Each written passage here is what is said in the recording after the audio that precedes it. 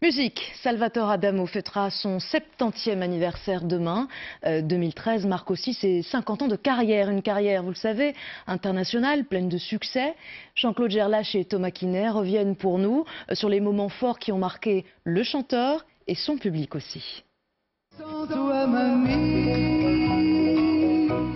1963, après plusieurs échecs, Salvatore trouve enfin la voie du succès avec Sans toi mamie. Pour le fils aîné de la famille Adamo s'ouvrent alors les portes d'un autre monde, bien différent de celui de son père, mineur dans les charbonnages de Jemap. Monsieur, nous promettons d'être sages. Je n'osais pas compter sur ce disque. À l'insu de mon père, je m'apprêtais peut-être soit à reprendre les études sérieusement, mais j'avais peut-être un peu trop perdu le contact, ou alors à chercher un boulot. C'est ma vie, c'est ma vie. Du jour au lendemain, le jeune homme à la voix si particulière devient l'idole de toute une génération.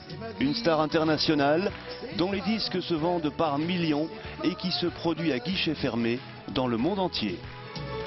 Le moment où je suis sur scène, ça reste un moment magique.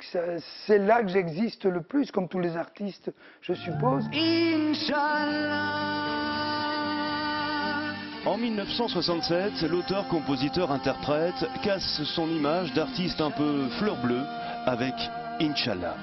Inch'Allah.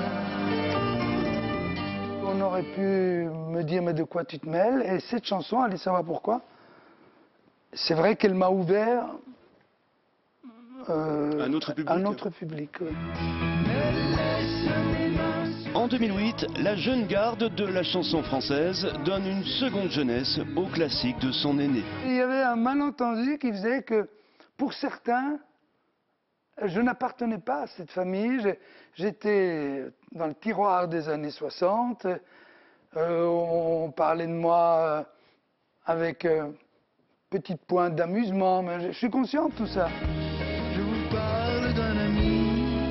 2013, l'infatigable Adamo fête ses 50 ans de carrière et pense déjà à son prochain album.